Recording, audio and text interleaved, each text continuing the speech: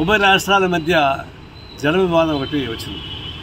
అది బనకచర్లలో 80,000 కోట్ల రూపాయలతోటి బనకచర్ల ప్రాజెక్టు రిజర్వాయర్ కట్టాలని చెప్పి చంద్రబాబు ప్రకటించడంతో తెలంగాణ ప్రాంతంలో ఒకవైపున రెచ్చగొట్టి పనులు చేసింది.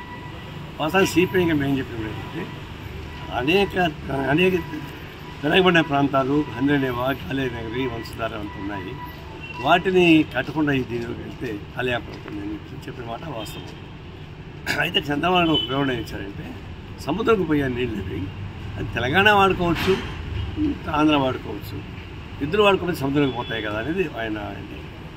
అయితే ఈరోజు రేవంత్ రెడ్డి తెలంగాణ ముఖ్యమంత్రి ఏంటంటే మేము చర్చించి పరిష్కారం చేసుకుంటాం, కేంద్రంతో మాట్లాడతాం, అభ్యంతరమైన పద్ధతుల్లో ప్రాజెక్టులు కట్టుకోవడం మంచిది అని చెప్పి ముఖ్యమంత్రి చెప్పాడు. ఇది శుభపరిణామం.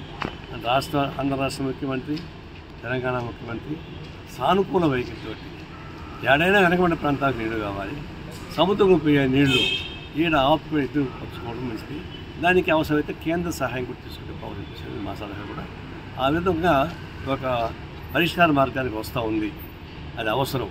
కానీ ఈలోపు ప్రాంతీయ ధోరణి రెచ్చగొట్టేవాళ్ళు, పర్సనాలిటీ కలిసి ఇబ్బంది పెట్టేవాళ్ళు అది తయారవుతున్నారు. అది మంచిది కాదు. ఒకరోజు 2 రాష్ట్రాలు విడిపోయినాయి. ఈ రాష్ట్రం విడిపోయినంత మాత్రం తెలుగు శత్రువులేం కాదు. అది అందువల్ల ఎవరికి నష్టం లేని పద్ధతిలో పరిష్కారం చేసుకోవాలి తప్ప రెచ్చగొట్టే పని ఎవరు చేయకూడదని చెప్పి కోరుతాం.